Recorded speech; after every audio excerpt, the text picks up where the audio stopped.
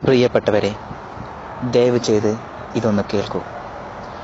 ഇപ്പോൾ ഏകദേശം വൈകുന്നേരം 7:25 പതിവില്ലാത്ത വിധം ജോലി തിരക്കുണ്ടായിരുന്ന ഒരു ദിവസം ഒറ്റയ്ക്ക് വീട്ടിലേക്ക് മടങ്ങുകയാണെന്നും സങ്കല്പിക്കൂ.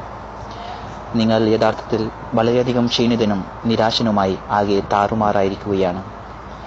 പെട്ടെന്ന് ഒരു കലശലായ വേദന നെഞ്ചിൽ നിന്ന് കൈകളിൽ പടർന്നു താടി വരെയെത്തുന്നതായി അനുഭവപ്പെടുകയും ചെയ്യുന്നു. തൊട്ടടുത്തുള്ള ആശുപത്രിയിലേക്ക് ഏകദേശം ഇനിയും 5 കിലോമീറ്റർ ദൂരമുണ്ട്. നിർഭാഗ്യവശാൽ അവിടെ വരെ എത്താൻ കഴിയുമോ എന്ന് നിങ്ങൾക്ക് ഉറപ്പില്ല. CPR അഥവാ ഹൃദയ ശ്വാസകോശ പുനരുജ്ജീവനം നിങ്ങൾ പരിശീലനം ലഭിച്ചയാളാണ്. പക്ഷേ നിങ്ങളെ അതഭ്യസിച്ചയാൾ അത് നിങ്ങളിൽ സ്വയം എങ്ങനെ പ്രാവർത്തികമാക്കാം എന്നുള്ളത് പഠിപ്പിച്ചു തന്നിരുന്നില്ല. ഒറ്റയ്ക്കുള്ളപ്പോൾ എങ്ങനെ ഹൃദയാഘാതം അതിജീവിക്കാം?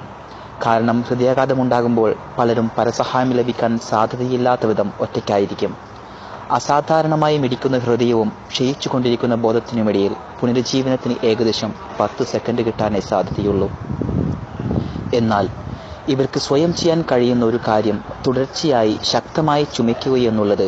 ഓരോ ചുമയ്ക്ക് മുൻപും ദീർഘശ്വാസം എടുക്കുകയും നെഞ്ചിൽ നിന്ന് കഫമുണ്ടാവുന്ന തരത്തിൽ ദീർഘവും ശക്തവുമായിരിക്കുകയും വേണം.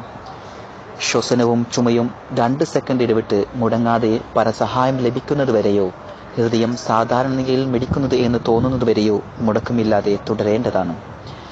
ദീർഘശ്വസനം ശ്വാസകോശത്തിലേക്ക് ഓക്സിജൻ പ്രവഹിക്കുകയും ചുമ മൂലം ഹൃദയം അമരുകയും അതുവഴി രക്തചംക്രമണം നിലനിർത്തുകയും ചെയ്യുന്നു. ഹൃദയത്തിലെ ഈ സമ്മർദ്ദം അതിനെ പൂർവ്വസ്ഥിതി കൈവരിക്കാൻ സഹായിക്കും. ഇപ്രകാരം ഹൃദയാഘാത രോഗികൾ ബോധം നഷ്ടമാകാതെ ആശുപത്രിയിൽ എത്തിച്ചേരാൻ കഴിയും. നിങ്ങളാൽ കഴിയുന്നവരോടൊക്കെ ഇതേക്കുറിച്ച് പറയുക. അത് പലരുടെയും ജീവൻ രക്ഷിക്കാൻ ഇടയാക്കും. ഒരു ഹൃദ്രോഗ വിദഗ്ധൻ പറഞ്ഞതെന്തെന്നാൽ, ഈ മെയിൽ കിട്ടുന്ന എല്ലാവരും അത് 10 പേർക്ക് ഫോർവേഡ് ചെയ്യുകയാണെങ്കിൽ ഉറപ്പാണ് നമുക്കൊരു ജീവനെങ്കിലും രക്ഷിക്കാൻ കഴിയുമെന്നുള്ളത്. ഫലിതങ്ങൾ അയക്കുന്നതിനേക്കാൾ ദയവ് ചെയ്ത് ഇത് അയച്ച് ഒരു വിലപ്പെട്ട ജീവൻ രക്ഷിക്കുക.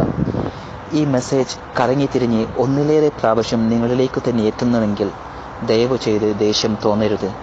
നിങ്ങളുടെ നന്മയുദ്ദേശിക്കുന്ന, നിങ്ങൾക്ക് ഹൃദയാഘാതത്തിൽ നിന്ന് എങ്ങനെ രക്ഷ നേടാം എന്ന് വീണ്ടും വീണ്ടും ഓർമ്മിപ്പിക്കുന്ന സുഹൃത്തുക്കൾ ഉള്ളതിൽ സന്തോഷിക്കുകയും അഭിമാനിക്കുകയുമാണ് വേണ്ടത്.